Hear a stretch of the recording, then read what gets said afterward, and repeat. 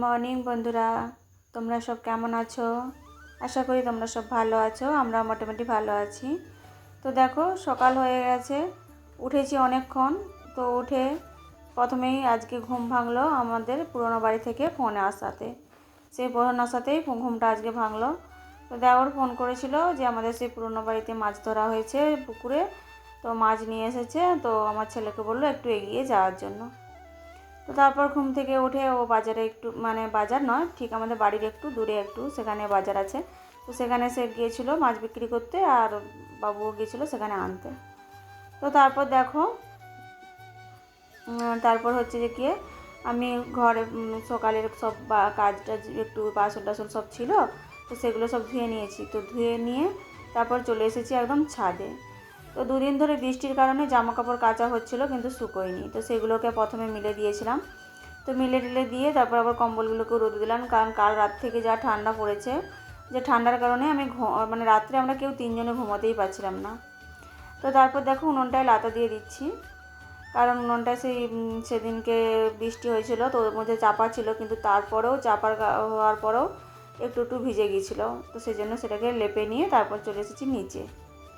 তো নিচে এসে দেখো প্রথমে এই রুমটাকে প্রথমে ঝাড়ু মেরে নিচ্ছি, মানে বিছানাটাকে ঝাড়ু মেরে নিচ্ছি। কালকে রাত্রে আবার ঠান্ডার কারণে এই শোলাগুলোকে আবার পাতা হয়েছে, কারণ বেডশিট গায়ে দিয়ে রাত্রে একদম ঠান্ডা কাটছিল না। আর কম্বলটা যেহেতু উপরে ছিল, আর সেই কদিন ধরে মানে রোদও দেওয়া হচ্ছিল না, ভাবছিলাম কেচে ফেলবো, কিন্তু গরম পড়ে যাচ্ছে তো কেচে ফেলবো, কিন্তু এত কালকে ঠান্ডা যে কি বলবো। তো সেই কারণে এই শোলাটা পেতে রাত্রে তবে একটু বোধহয় ঘুমোতে পেরেছি বেডশিট গায়ে দিয়ে। তো আজকে সেই জন্য ভেবেছিলাম যে কম্বলটা আজকে রোদে দেবো, রোদে দিলে ওর একটা গন্ধটা কেটে গেলে তারপর নিয়ে এসে রাখবো বিছানাতে।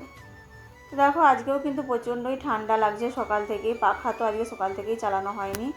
তো দেখো সেই রুমটা প্রথমে গোছ টোছ করে ঝাড়ু মেরে তারপর চলে এসেছি এই রুমটা গোছাতে। তো এই রুমটাতেও কালকে শোলা পাতা হয়েছে, কারণ ওই সব ঠান্ডার কারণেই। বেডশিটগুলো সুতির বেডশিট যতটা গরমকালে আরাম লাগে, কিন্তু শীতকালে আবার একটু ঠান্ডা ঠান্ডা মনে হয়। তো সেই জন্য এই শোলাগুলো পাতলে না খুব আরাম লাগে শুতে। তো সেই জন্য এগুলোকে সব পাতা হয়ে গেছে। তো তারপর আমি বিছানাটা গোছ করে নিচ্ছি। দেখো, তো বিছানাতে না প্রচণ্ডই ধুলো হয়।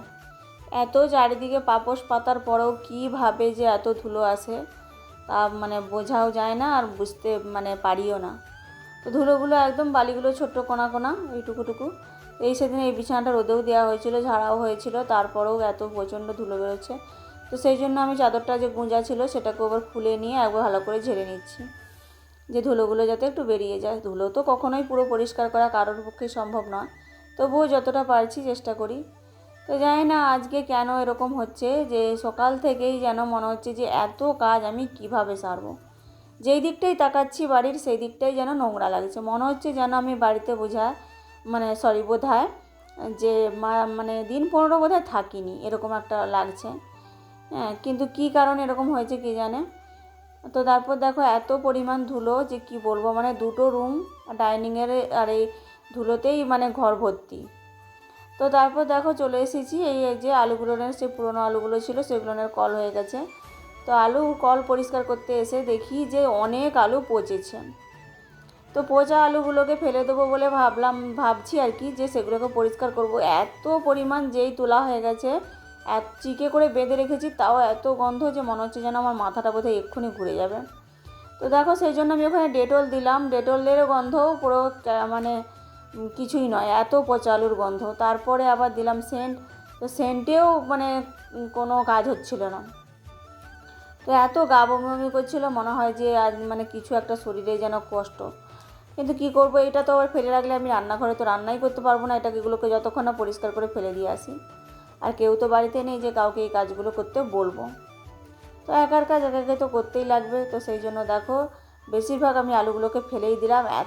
যে আলুটা পচা তার সাইডের দুটো আলু আবার তার পোকাতে এত মানে গায়ে চড়ছে যে সেই আলুগুলোকেও সেজন্য ফেলে দিলাম, এত গন্ধ। তো দেখো তারপর ছোটো আলুগুলোকেও গোছ করে রেখে দিয়ে সব চিক সমেত আমি আজকে ফেলে দিয়েছি।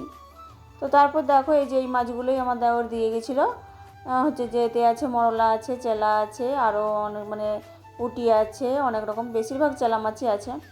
তো সব মাছগুলো দেখো যে বসে একটা পেপার পেতে মানে করে নিচ্ছি, যাতে পেপারটা ফেলে দিতে পারবো।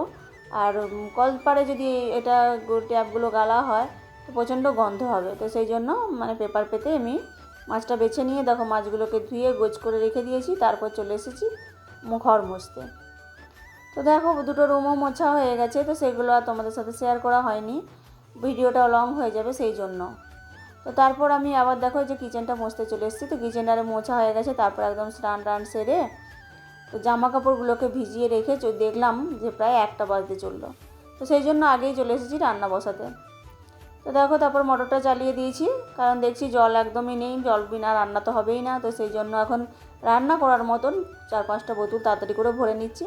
আর একদিকে ভাত বসিয়ে দিয়েছি, আর সবজিগুলোকে কেটে নিয়েছিলাম সেগুলোকেও ধুয়ে রেখে দিলাম। রেখে দিয়ে তারপর এখন বোতলগুলোকে ধুয়ে মানে জলটা ভরে নিচ্ছি।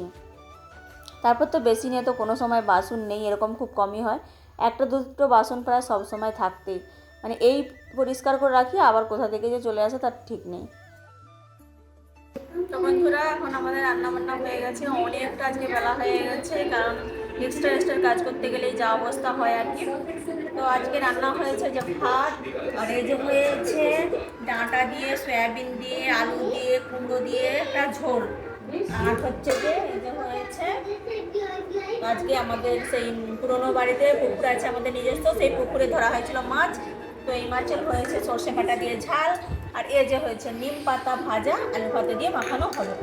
তো আজকে আমাদের মেনু কেমন হয়েছে তোমরা জানাবে। তো আমরা এখন ভাত খাবো, তোমরা সবাই এসো আমাদের সাথে খাওয়া দাওয়া সারবে। চলো। তো তারপর দেখো বন্ধুরা, তারপর ভাত টাত খাওয়ার পরে বাসন টাসন ধুয়ে বাকি এদিক ওদিকের কাজ সারতে সারতেই প্রায় 4টে বেজে গেছিলো। তো আমি আধ ঘন্টার মতো একটু শুয়েছিলাম। তো তারপরে উঠে চলে এসেছি একদম ওপরের ছাদে। তো উপরের ছাদটা এই 2-3 দিন ধরে পরপর তো ঝড় বৃষ্টি হয়েই ছিল, তো প্রচণ্ড পাতাপুতি পড়েছে। তো দোতলার ছাদটা যতটা পরিষ্কার করা হয়, 3তলার ছাদটা কিন্তু অতটা ওঠা হয় না। তো আজকে উঠে আসলাম ঝাড়ু মারার জন্য। তো দেখো ভাবলাম আমি শরীরটা একটু ভালো লাগছে, তো উপরটা তলাটা ঝাড়ু মেরে এসি। প্রচণ্ড নোংরা পাইপগুলো দেখো, আমাদের সেই ট্যাঙ্কি থেকে ওভার জল পড়ার জন্য পাইপটা লাগানো ছিল, সেটাও ঝড়ে খুলে পড়ে গেছে নিচে। তো সেগুলোকে সমস্ত কিছু গোছ করব, গোছ করে ঝাড়ু মারবো এরকমই ভাবলাম। তো তারপর দেখো এসছি আমি ঝাড়ু মারতে। তো একটা ঝাড়ুও নিচে থেকে নিয়ে এসেছি। তো নিয়ে এসেছে এই যে ঝাড়ু মারছি, দেখো সমস্ত কিছু দড়ি টড়ি এদিক সেদিক পড়েছিল, সেগুলোকে গোছ করে রেখে দিয়ে তারপর ঝাড়ু মারছি। কী পরিমাণ ধুলো যে মানে সেটা তোমরা ক্যামেরায় বুঝতে পারছো কি নাও জানি না, মানে আমি যে ঝাড়ু মারছি মানে ঝাঁটায় যেন ধুলোগুলো যাচ্ছে না, এত পরিমাণ ধুলো যে টানতে পারছি না, যে কী বলবো, মানে অনেক দিন যাবত এই ছাদটা ঝাড়ু মারা হয়নি। তো তারপর দেখো এই যে ঝাড়ুটা আমি মারছি, চারিদিকে পালা, বাকি যে ছাদের শ্যাওলাগুলো শুকিয়েছে সেইগুলো উঠছে। তো সেই জন্য আবার এক হাতে হচ্ছিল না বলে আবার 2 হাত লাগিয়ে ঝাড়ু মেরে এগুলোকে এক জায়গায় গোছ করে জড়ো করে রাখলাম। তো তারপর থেকেই ঝাড়ু মেরে পর থেকে এত হাতের যন্ত্রণা শুরু হয়েছে যে কি বলবো। বন্ধুরা রাতের খাওয়া দাওয়া আমাদের সব হয়ে গেছে। তো এখন আমরা চলে এসেছি বিছানায় শুতে। তো আজকে রাত্রে সেরকম কিছু বানানো হয়নি, দুপুরের খাবার ছিল সেটাই রাত্রে খাওয়া হয়েছে। কারণ আজকে বিকেলে তো দেখিয়েছি যে কতটা ঝাঁট দিয়েছি উপর ছাদ আরে সেসব। তো ঝাঁট দেওয়ার পর বেশ শরীরটা ঠিক ছিল মোটামুটি 2-3 দিন। তো আজকে চারিদিক ঝাড়ু দেওয়ার পর আবার হাতটা প্রচণ্ড যন্ত্রণা হচ্ছে, ডান হাতটা। তো সেই জন্য রাতে আর সেরকম কিছু বানানো হয়নি। তো খাওয়া দাওয়া সেরে বাসন টাসন ধুয়ে রেখেছি আজকে, কারণ আজ সকাল থেকে যেভাবে আমার মানে পরিশ্রম হয়েছে, রাতের বাসন রেখে দেওয়া বা একটু বেলায় ওঠা, তো সেই জন্য আজকে মানে বেশিরভাগ কাজটা গুছিয়ে তারপর শুয়েছি, মানে শুবো আর কি, শুতে এসেছি।